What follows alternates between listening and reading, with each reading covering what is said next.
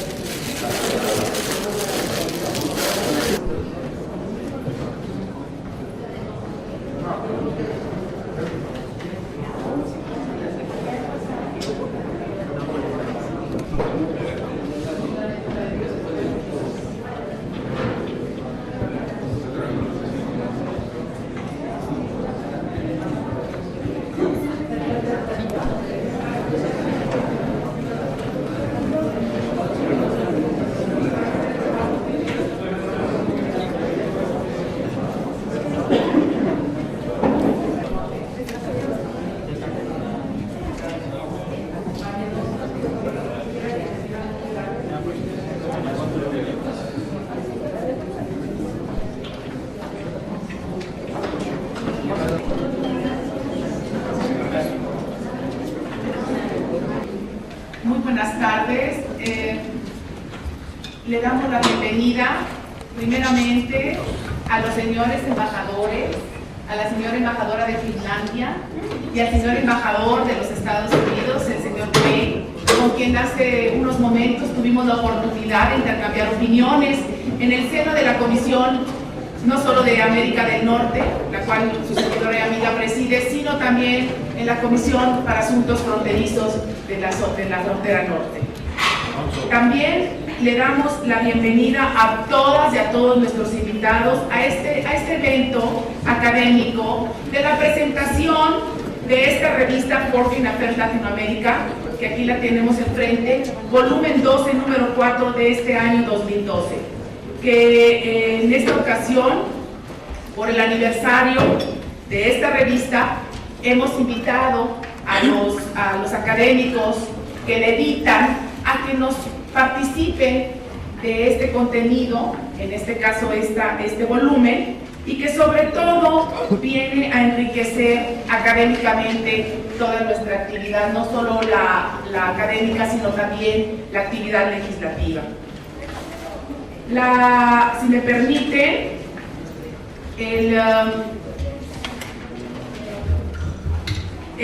además de ser para mí un honor esta tarde y estar aquí con ustedes compartiendo precisamente esta revista, el tema central consagrado en esta revista es el tema Poder Latino tras la elección de Estados Unidos. Es uno de los artículos de esta prestigiada revista Foreign Affairs, que nace en 1922 como un foro de discusión sobre la política exterior americana y la política global. Esta revista es publicada por el Consejo de Relaciones Exteriores, una organización no lucrativa dedicada al libre entendimiento de la política internacional de Estados Unidos y de los asuntos internacionales a través del libre intercambio de las ideas. A partir de diciembre del 2000, Foreign Affairs, en esta edición en español, es fundada en México a través de un convenio entre el Consejo de Relaciones Exteriores de Estados Unidos y el Instituto Tecnológico Autónomo de México, el ITAM, que también agradecemos que estén aquí presentes, y podemos decir que esta revista está cumpliendo en este mes 12 años de divulgación con una gran aceptación, y los felicito ampliamente por este éxito editorial. Aunque este número 4 de la revista contiene varios artículos que van del acuerdo comercial contra la falsificación, ustedes saben que ha sido muy polémico, sobre todo en las redes sociales, el famoso ACTA, los think tanks en Latinoamérica por otro lado, o México ante la crisis humanitaria de los desplazados internos, el agua también en México, que para nosotros ustedes deben de saber que les comparto esta experiencia en la 59 legislatura, donde tuve la oportunidad de ser legisladora, diputada federal. El agua para nosotros ahí fue donde dictaminamos y decidimos que el agua no solo es un recurso estratégico, sino también es de seguridad nacional. Por eso es importante el tema del agua para México y para el mundo. La crisis de los misiles en Cuba 50 años después, ese es otro tema. La otra, Rusia, el tema que nos convoca en este caso no es el de la otra Rusia, sino precisamente el de presentar esta revista y sobre todo enfocarnos a lo que en México nos importa, qué pasa detrás de ese poder latino, el voto, cómo se definió ese voto en Estados Unidos, lecciones sobre los latinos, qué tenemos que aprender de ellos en Estados Unidos, el acuerdo comercial del ACTA, como ya lo dije, y qué podemos hacer, en qué colaboración, cómo podemos este Senado de la República permearnos también de las ideas de los think tanks en Latinoamérica y obviamente también de los think tanks en Estados Unidos, que hay importantísimos. Y bueno, pues yo quisiera pues darle la palabra al maestro Genaro Lozano, quien va a ser además de ser el moderador, es el subdirector de Foreign Affairs Latinoamérica, para que pudiera ilustrar aquí a los presentes sobre las semblanzas de algunos de nuestros ponentes. Damos la bienvenida, por supuesto, a los senadores, a Juan Carlos Romero Hicks, que además es el secretario de la Comisión de Asuntos para América del Norte, de Relaciones Exteriores, y por supuesto a mi amigo el senador, a todos, a Víctor Hermosillo, damos también a la senadora Adriana, y bueno, le doy la palabra, por supuesto, al maestro Genaro Lozano. Buenas tardes a todos, señora senadora, muchísimas gracias por esta apertura del Senado para presentar este número de la revista Foreign Affairs Latinoamérica, que en efecto, como bien mencionaba ya la senadora, está en su 12º año desde que se publica en español y se ha convertido, digamos, en esta década en la revista de política internacional más importante del idioma español. No hay ninguna otra revista que tenga el prestigio de los autores que colaboran en nuestra revista, además, por supuesto, el hecho de que tengamos detrás al Instituto Tecnológico Autónomo de México, el ITAM, y al Council on Foreign Relations, y por supuesto a la edición en inglés de Foreign Affairs, pues nos convierte, nos pone en una posición bastante ventajosa frente a las demás revistas que se dedican también al tema de política internacional.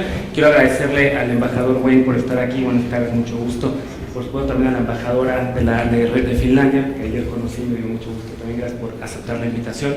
Y a los senadores que están aquí también, buenas tardes, gracias al doctor Guacuja por participar también en esta presentación. Básicamente yo quiero, antes de presentar por supuesto al doctor Guacuja, quien va a hablarnos un poco más a detalle sobre este acuerdo polémico que ya bien mencionaba la senadora Guerra, un acuerdo que fue bastante polémico por el hecho de que el Senado lo había rechazado y el presidente Calderón, antes de irse, habló sobre este tratado y quería otra vez que volviera a estar en la arena legislativa.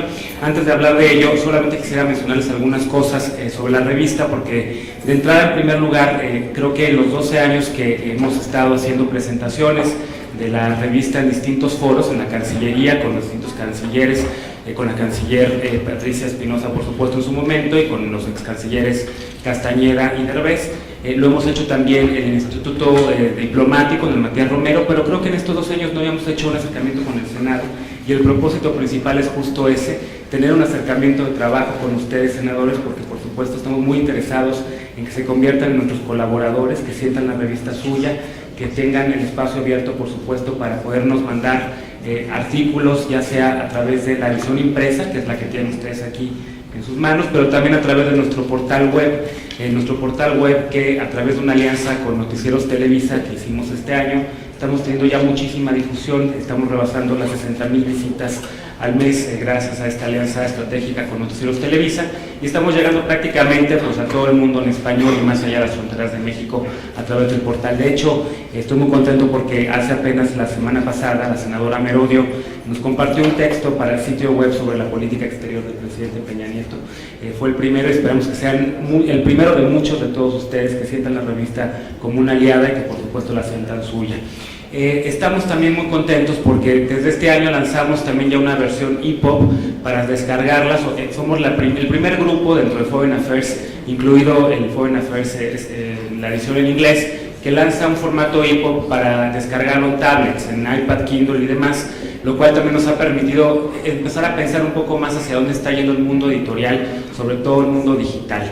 Seguimos siendo una revista impresa, pero por supuesto también estamos empezando a tener estrategias digitales. Una de ellas esta descarga para suscriptores del formato EPUB y también por supuesto a través de redes sociales, donde hemos estado haciendo ya y generando bastantes contenidos. Sin más, solamente quisiera invitarlos a que si no son suscriptores todavía, que se suscriban.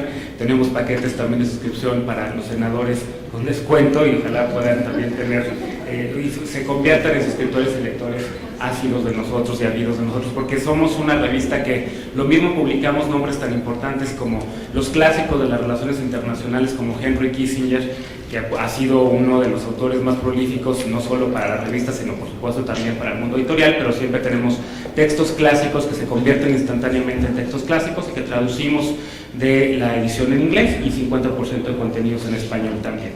Pero bueno, quiero darle la palabra al doctor Guacuja para que nos platique un poco sobre su texto sobre ACTA. El doctor Guacuja es actualmente profesor del módulo Cooperación México-Unión Europea en el Diplomado de Cooperación del Instituto Mora. Es también asesor o ha sido asesor de la Comisión de Relaciones Exteriores de la Cámara de Diputados y de la Comisión de Relaciones Exteriores Europa de la Cámara de Senadores.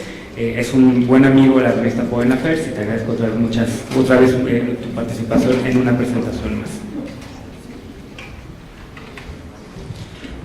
Muchas gracias, Genaro. Muchas gracias a la senadora Marcela Guerra, presidenta de la Comisión de Relaciones Exteriores para América del Norte, por darnos este espacio para la presentación de la revista. Es un gusto estar aquí en el Senado, además ahora con la presencia del embajador Anthony Wayne y la embajadora de Finlandia en nuestro país, y bueno, compartir la mesa con los senadores, con Rafael Fernández de Castro.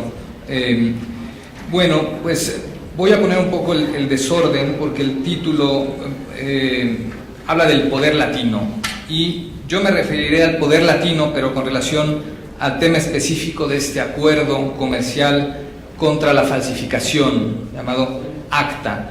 Y en mi texto hago referencia no solo al caso de México, sino también al caso de Colombia y Brasil, y me concentraré primero en dar una idea inicial sobre los derechos de propiedad intelectual y apuntaré 3 preocupaciones básicas sobre el acuerdo comercial contra la falsificación. En nuestro país, primero hay que mencionarlo, el tema de los derechos de propiedad intelectual están suficientemente protegidos. Nuestro país tiene una legislación vasta, actualizada sobre el tema, incluso en algunos rubros otorga más protección que la legislación estadounidense en los temas de propiedad industrial.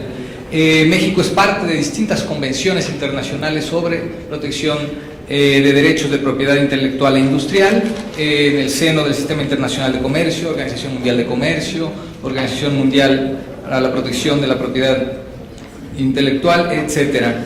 Y por si quedara alguna duda de lo efectivo que puede resultar nuestra legislación, bueno, pues precisamente en octubre de este año una pequeña empresa que da servicios y soluciones de software le ganó un asunto, ni más ni menos que a la empresa Apple.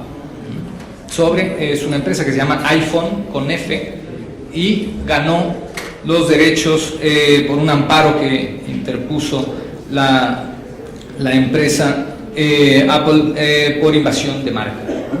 Entonces, la legislación mexicana cubre perfectamente el tema de los derechos de propiedad intelectual y por lo tanto no es que nos haga falta más legislación o más tratados, si acaso sí el tema del cumplimiento, que a veces hacer efectivos estos derechos a través de los tribunales sí es complicado. A continuación me refiero al tratado comercial contra la falsificación, primero en su parte sustantiva, porque no tengo ninguna objeción en el objetivo inicial del acuerdo, que es la protección de derechos de propiedad intelectual, la cooperación que debiese existir en este tema, no tengo objeción alguna. Tengo objeción sobre el artículo 27. Miren que el artículo 27 ayer se discutió, pero de la Ley Orgánica de la Administración Pública Federal aquí en el Senado. Pero el artículo 27 del ACTA que se refiere a la observancia en el entorno digital, sí llama la atención. Y llama la atención porque prevé que si existe la sola sospecha de que un usuario de Internet comparte en todo o en parte archivos de texto y se presume que se violan derechos de un tercero, inclusive esto puede dar lugar a sanciones económicas e inclusive criminales. Esto puede llegar al extremo de que se inspeccione la propia máquina, meterse a las entrañas de la computadora, incluso la dirección IP, tomar los datos personales del usuario. Si alguien aquí no usa redes sociales, puede despreocuparse.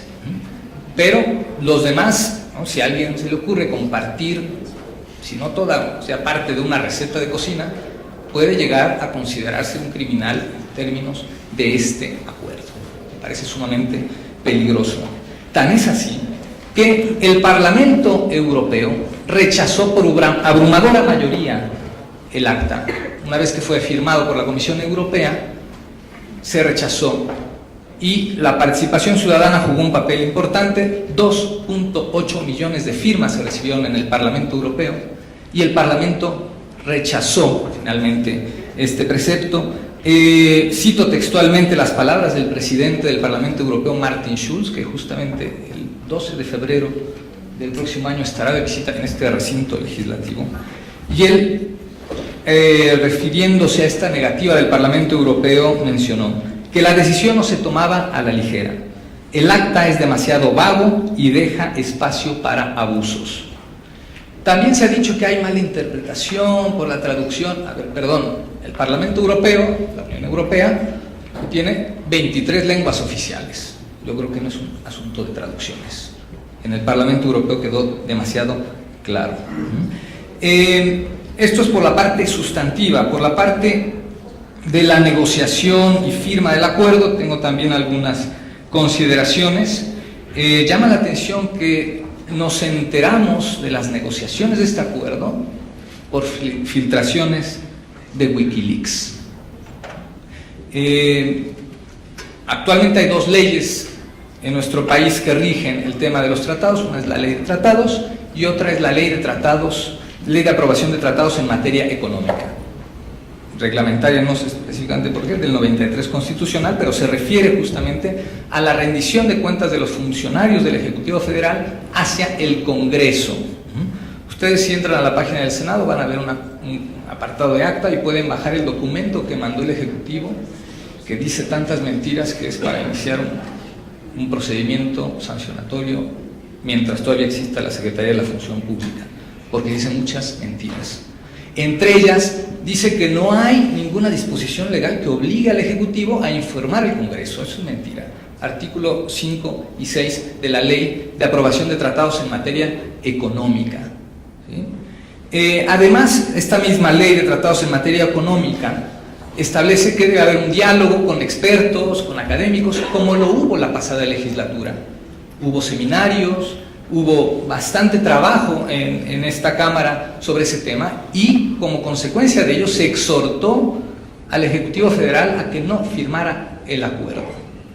No obstante, se firma, además, ¿no?, justo una semana después de que el Parlamento Europeo lo hubiese rechazado. No hubo ninguna comunicación con el Congreso y finalmente este acuerdo se firmó. Sí llama la atención la falta de coordinación y además este contrapeso que debe existir entre los poderes, que también se violentó.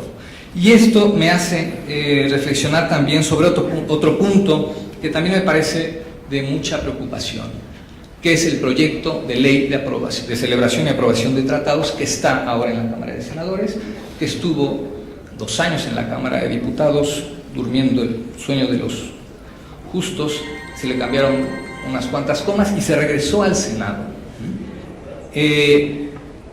Tan no se le hizo una revisión sustancial a este proyecto de ley, que es omiso, pasa por alto la reforma más importante de la legislatura pasada, que es sin duda la reforma constitucional en materia de derechos humanos, artículo 1 de nuestra Constitución, y además violenta varias disposiciones constitucionales, principalmente por el tema de los acuerdos ejecutivos, que es una figura que atenta contra la Constitución, el artículo 133. Es además, bueno, los acuerdos ejecutivos no están ni siquiera contemplados en el derecho internacional. Incluso en Estados Unidos, que hay esta figura de los Executive Agreements, estos acuerdos pasan primero por el Senado.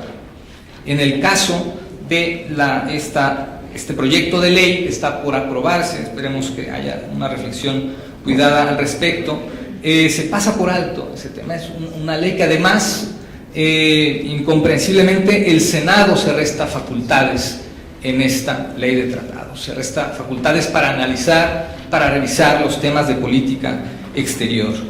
Y sí llama la atención iniciativa Mérida, por ejemplo, todo lo que ello ha implicado sin pasar por el Senado. Hablo también en mi artículo un ejemplo, por ejemplo en Colombia, una base militar con base en un acuerdo ejecutivo que se instaló en Colombia y que esto llegó al Tribunal Constitucional colombiano y declaró inconstitucional, claro, este acuerdo porque no había pasado por el Congreso. Este proyecto de ley de tratados atenta contra el equilibrio de poderes, atenta contra lo dispuesto en el artículo 133. Un tratado internacional debe ser aprobado por el Senado de la República. Y yo creo que hay una buena oportunidad en esta legislatura que comienza de reflexionar sobre este tema, de reflexionar sobre el acta. Si lo viéramos en prospectiva, esperemos que no se llegue a aprobar la ley de tratados, el proyecto, sería tanto como omitir pasar por el Senado y directamente firmarlo y que esto tuviese eficacia. Hago esta reflexión citando también a Robert Collard, que decía que no hay derecho alguno contra el derecho. Sin este no hay en la tierra más que una vida sin dignidad y una muerte sin esperanza. Muchas gracias. Muchas gracias al doctor Guaquifa por sus comentarios y tomamos nota al respecto. Y nada más, sí le damos la bienvenida al doctor Rafael Fernández de Castro, quien es el fundador de Foreign Affairs Latinoamérica y quien, por supuesto, me honro nada más decirles algo de su currículum: doctorado en ciencia política del Georgetown University en Washington, D.C., maestría en políticas públicas de la escuela Lyndon B. Johnson de la Universidad de Texas en Austin, es licenciado en ciencia política del ITAM. Bueno, fundador de esta revista y director de esta revista, además de ser catedrático, jefe del Departamento Académico de Estudios Internacionales del ITAM, columnista del periódico Reforma, coordinador de la serie Routledge Press Contemporary Inter-American Relation y columnista de la revista Proceso. Ha tenido muchos premios y reconocimientos y además una de sus publicaciones más recientes es con Jorge Domínguez y Rafael y él mismo sobre The United States and Brazil, New York, en el 2005. Le damos la palabra para que por favor pudiera ilustrarnos en cuanto a la influencia latina, el poder latino ahora en el crecimiento que ha tenido desde 1990 al 2000. Y yo nada más le haría unas preguntas, a ver si para ilustrar a esta asamblea, ¿qué está pensando la comunidad latina en Estados Unidos? Y si ve cómo ve el análisis de cristalizar la política integral migratoria que ya propuso el señor presidente de Estados Unidos, Barack Obama, y qué tiene que contener esa reforma para ser verdaderamente integral. Muchas gracias por sus comentarios. Por favor, doctor. Al contrario, senadora, mil gracias por la invitación. Hola, embajador Anthony Wayne. Hola, Genaro. Hola, querido Juan Carlos Romero Hicks y todos los senadores que están acá. Gracias por la invitación. Brevemente, voy a ser muy breve, se trata de tener un diálogo acá y yo diría para Foreign Affairs Latinoamérica es realmente un honor el poder presentar este número de la revista aquí en el Senado de la República.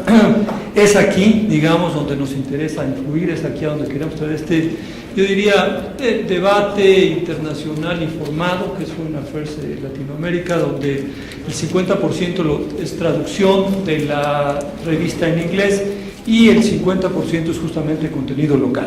Y como parte del contenido local, senadora Guerra, justamente hicimos, Genaro aquí planeó justamente una sección sobre la importancia del voto latino, que fue, yo diría, importantísimo en la última elección del 6 de noviembre.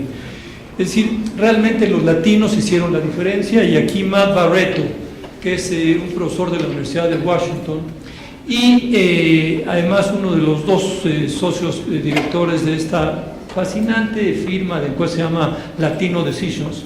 Ellos iban cada semana leyendo cómo iba el voto latino vis a vis, digamos, la elección, y ellos lo que pronosticaron aquí es que si salían a votar los latinos, es decir, podían votar hasta, calculaban 12 millones de electores, y si más del 70% de los latinos votaban demócrata, no había manera de que perdiera Barack Obama. Y efectivamente fueron una fuerza importantísima.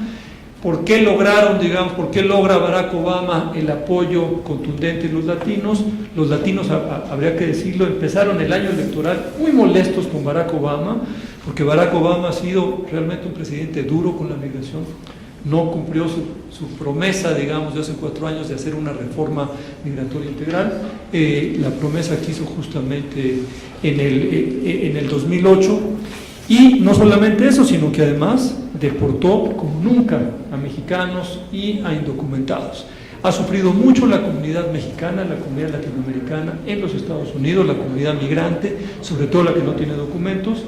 Y pese a eso, Barack Obama tuvo una medida muy importante el 15 de junio de este año, que fue justamente lo que se le llama la acción diferida. Permitió que los jóvenes que hubieran entrado antes de los 16 años en los Estados Unidos y que hubieran estudiado la preparatoria o la universidad o hayan estado en el ejército pudieran pedir un permiso, diferir su salida por 2 años y poder trabajar legalmente por 2 años.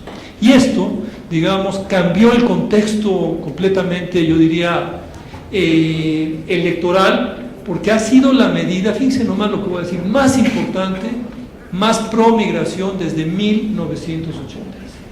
Desde la famosa IRCA, esa Immigration and Control Reform Act de 1986, no había habido una medida tan pro migración. Es decir, hay que decirlo, hay que tenerlo, y lo digo aquí, digamos, en el Senado de la República, ha habido una paliza para nuestros migrantes en los últimos años, hay que decirlo así. Ha sido terrible porque ya las cosas estaban difíciles y después del 11 de septiembre del 2001 las cosas se pusieron más difíciles y más difíciles aún justamente con la enorme, yo diría, crisis económica de Estados Unidos desde 2008, que evidentemente se está saliendo, pero es una salida lenta y con poco empleo, y el chivo expiatorio ha sido los migrantes. Entonces, estos latinos votan no solamente por lo que hace Barack Obama, sino también votan por los demócratas, rechazando las propuestas republicanas. Un Mitt Romney que hablaba justamente de self-deportation, de autodeportación. ¿Cómo lo iba a lograr? Bueno, siguiendo con las medidas, digamos, terribles en contra de los indocumentados y en general, digamos, de los migrantes en Estados Unidos. Entonces, entre el apretón republicano, hay que recordar que 9 de cada 10 electores latinos tienen un familiar directo que es migrante. Entonces, evidentemente, las groserías republicanas no les gustaron a los latinos, y eso explica el voto abrumador. Para concluir, senadora, tu pregunta, a mí me parece que el gran aliado de México y de América Latina y de la comunidad migrante en este momento es justamente el voto latino. ¿Qué tiene México que hacer? Con eso termino. Me parece que lo que tenemos que hacer es, primero que nada, alinear nuestros objetivos con los de Washington. ¿Cuáles son? Senadora, los objetivos de Washington desde hace fácil una década han sido migración legal, ordenada y segura. México tiene que tener migración ordenada, legal y segura. A México le ha tocado ser, en los últimos años, literalmente, perdón que lo diga así de coloquialmente, el jamón del sándwich. ¿Por qué lo digo? Porque los migrantes en tránsito centroamericanos que se atoran en la frontera con Estados Unidos, donde hay realmente todo un ejercicio de militarización, de bardas, de mucha policía, de mucho enforcement, que se le llama en inglés, eso, digamos, impide el flujo de los migrantes en tránsito. Y bueno, con con el desparrame que tenemos aquí en la seguridad pública, evidentemente el crimen organizado en México ha hecho realmente un flanco muy importante de los transmigrantes. Hay ahí un nuevo nicho de mercado para el crimen organizado en México, y me parece que lo que necesitamos aquí es justamente una visión regional, Estados Unidos, México, Centroamérica, para resolver este problema. Sí veo posibilidades, y me parece que ahí el Senado de la República tiene que jugar un papel realmente muy, muy importante. Hasta ahí la dejo. Muchas gracias. Muchas gracias al doctor Rafael Fernández de Castro por sus comentarios y por sus reflexiones. Yo nada más pregunto aquí a los presentes, no sin antes, por supuesto, reconocer la presencia y celebrar la del senador Miguel Ángel Chico Herrera, quien además es el presidente ante Copa, uno de los foros más importantes que hace unas semanas tuvo lugar aquí en este Senado de la República, y por supuesto a la senadora Laura Angélica Rojas Hernández, que es la presidenta de la Comisión de Relaciones Exteriores y los organismos internacionales. Yo no sé si quieran hacer algún comentario al respecto de esta revista, de esta presentación. Les pediría que fueran breves para posteriormente pasar a algún comentario que quiera hacer y la clausura del embajador Earl Anthony Wayne. Sí, senador Juan Carlos Romero Hicks, secretario de la Comisión de América del Norte, adelante. Muchas gracias, señora presidenta. El Senado tiene como una atribución el acompañamiento y la ratificación en aspectos de política internacional, y celebro la presencia del señor embajador de Estados Unidos, Anthony Wayne, porque la relación México-Estados Unidos es una relación muy compleja. Compartimos prácticamente la frontera más grande del mundo, tenemos alrededor de 1,5 millones de cruce de personas fronterizas todos los días, y a mí me parece extraordinario que el Senado, como lo han propuesto entre otros el doctor Fernández de Castro y otros de los académicos que están aquí el día de hoy, se convierte en un lugar académico de encuentro. En la medida en que el Senado sea este lugar de encuentro, puede servir para discutir absolutamente todos los temas, generar políticas públicas, proponer al Ejecutivo la mejor conducción de la política exterior, y celebro también que están aquí nuestros compañeros senadores, la senadora Rojas, el senador Hermosillo, el senador Chico, que además es de Guanajuato. Está aquí en la sección del centro del país. Y felicitar esta revista, porque la revista está generando opinión, está generando políticas públicas, está generando conocimiento a través de la propia investigación, y estos conceptos de la migración son importantes, y en la Comisión de América del Norte pues hemos visto que esta relación tiene muchas aristas. Desde luego está la parte migratoria, que es el tema público más visible, y más allá de esto, en un foro que tuvimos hace poco con el Centro Woodrow Wilson y algunos académicos mexicanos, en los que también estuvo Rafael Fernández de Castro, veíamos que hay áreas de oportunidad. Uno es el tema educativo. En el tema educativo, en los últimos años no hemos potenciado de manera suficiente el número de mexicanos en Estados Unidos, y tampoco en el sentido inverso. Lo mismo en el tema de cultura, donde México tiene mucho por contribuir en ciencia, en tecnología, en infraestructura, en desarrollo económico y medio ambiente, y por supuesto que recientemente también por el tema de la seguridad. Nuestro deseo, señor embajador, es que en la rotación del mando, en la próxima presidencia de don Barack Obama, el tema de la relación México-Estados Unidos pueda seguir siendo relevante, y que esa relevancia se traduzca en resultados y más resultados. Los mexicanos queremos tener una vecindad amiga, y también, ya solamente para concluir, algo que hemos comentado como uno de los retos de la Comisión de América del Norte en el Senado es cómo influir hacia la construcción de una comunidad de América del Norte. Resulta contraproducente y absurdo que es más fácil importar una mercancía a algunos países que el que se introduzca en ocasiones un ser humano. Hay explicaciones históricas, legales, culturales, que desde luego habrá que tomar en consideración y sobre todo hacer redes de colaboración, redes entre académicos, entre empresarios y entre espacios gubernamentales. En este mismo recinto, hace un par de semanas, varios académicos nos comentaban, y sé que después se lo comentaron al señor embajador, una visita de la Comisión de América del Norte, necesitamos una relación mucho más estrecha con el Congreso de Estados Unidos. Y nosotros queremos extender la mano, abrir el corazón, trazar nuevos horizontes y esperanzas para esta relación que tiene que trazar mejores avenidas para un futuro. Muchas gracias. Muchas gracias al senador Juan Carlos Romero Hicks, y por sus comentarios al senador Miguel Ángel Chico Herrera, por favor. Gracias. Sí, Presidenta, muchas gracias. Muy breve, darle la bienvenida al señor embajador, compañeros que nos acompañan, amigos senadores. Yo creo que para este Senado de la República es de vital importancia estar muy al pendiente del tema de la migración. Como lo dijo el embajador Fernández de Castro, es muy importante tener una migración ordenada.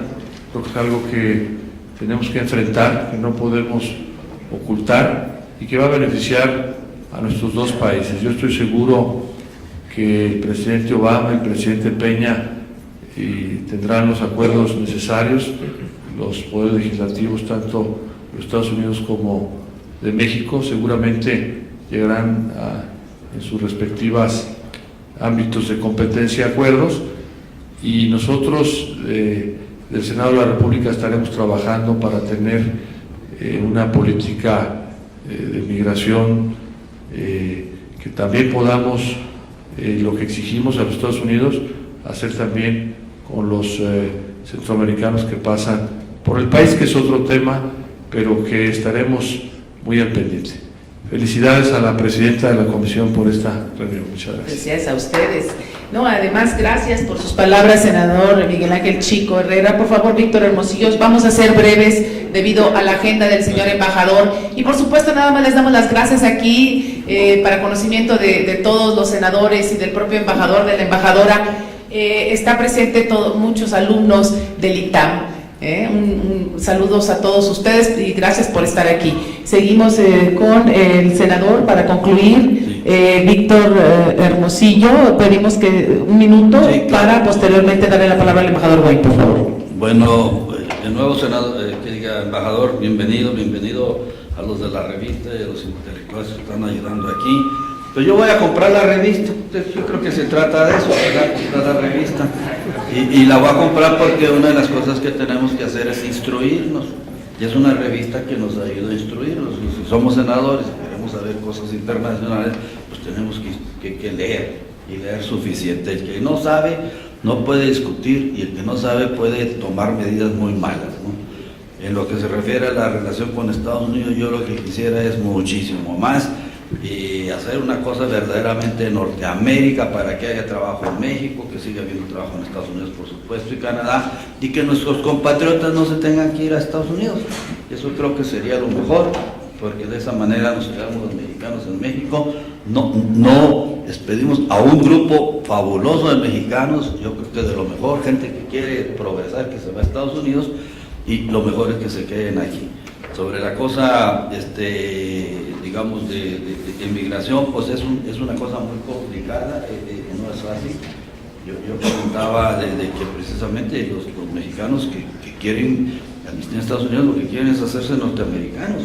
Esa es su idea, ¿verdad? Y lo que nosotros queremos es que los mexicanos quedemos en nuestro país, y hagamos de nuestro país fuerte, y para eso necesitamos una situación comercial, una situación de conocimiento, una situación universitaria, de educación, de transculturación, para poder entendernos. Si no nos entendemos, es muy difícil llegar a convenios, y nos llenamos de prejuicios y unos de otros. Pues muchas gracias, y pues díganme dónde para la suscripción. Mi suscripción. Muchas gracias al senador. Antes de concluir con las palabras del señor embajador Wayne, quien nos honra con esta presencia, también quiero que nos dé sus palabras breves a la embajadora de Finlandia, a la señora Ain Anne Lamila, embajadora plenipotenciaria de Finlandia en México. Adelante, señora embajadora. Sí, buenas tardes a todos. Estoy muy grata que el maestro Genaro me invitó a esta ocasión que nosotros nos vimos como hace 2 días. Ya estoy aquí. ¿Y por qué estoy aquí? Porque yo creo que Finlandia también tiene algo a ofrecer a esta conversación. Pues obviamente no somos vecinos de los Estados Unidos de América, pero sí somos vecinos de Rusia. Y la posición nuestra es un poco similar, que tenemos como un gran poder en nuestra vecinanza. Tenemos 1.300 kilómetros de frontera común. Con Rusia tuvimos 2 guerras, pues Finlandia luchó por su independencia. Antes de esto hicimos parte de Rusia durante 6 años. Y obviamente sabemos cuál táctica no es buena, la táctica de tener una guerra contra nuestro vecino. Eso ya aprendimos con una experiencia bastante fuerte. Y lo que pasó después de las guerras es que Finlandia obviamente aprendió, y la situación que tenemos hoy es justamente, que fue mencionado hoy por los senadores, que tenemos lazos con la Rusia en todos los niveles.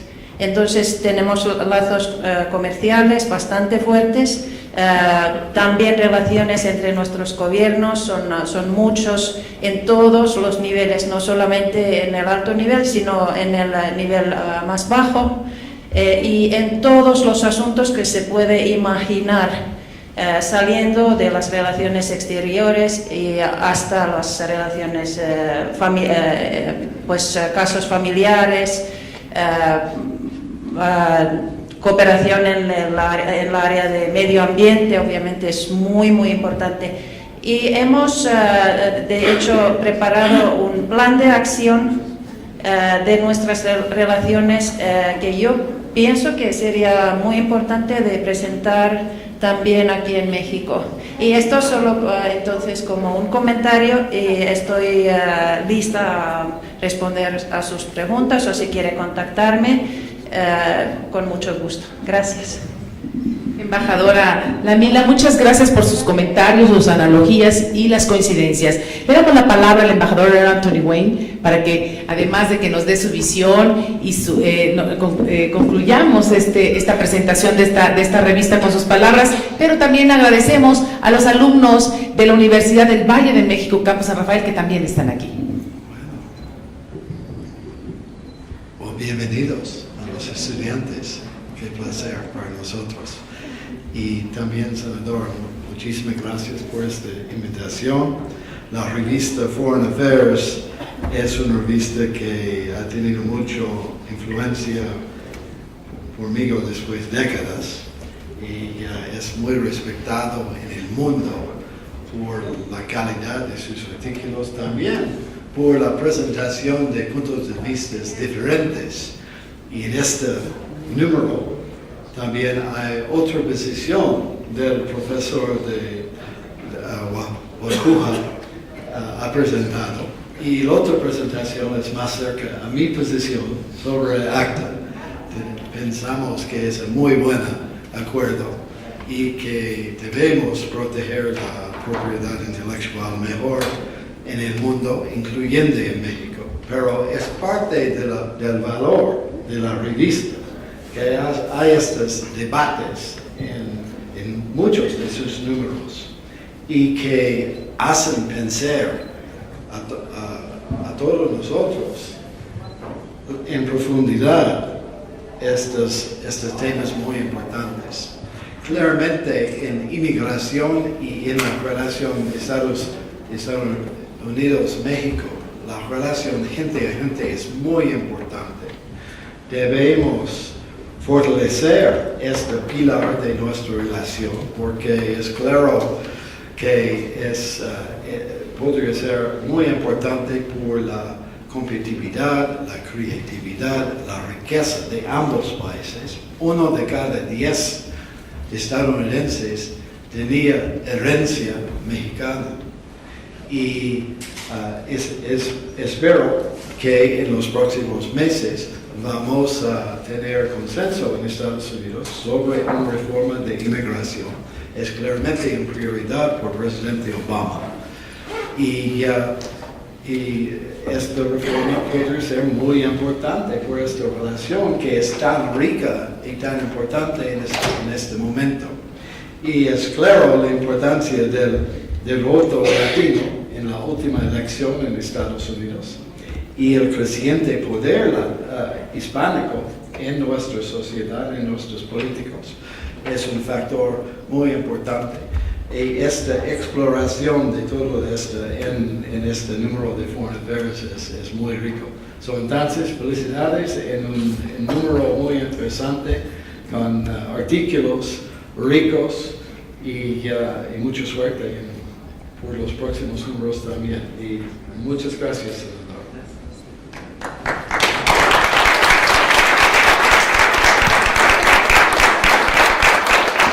Bueno, con la última comentarios del señor embajador Wayne, damos por concluida esta presentación de la revista de Foreign Affairs, no sin antes agradecerles la presencia a todos ustedes y decirles que el Senado de la República es y será siempre su casa.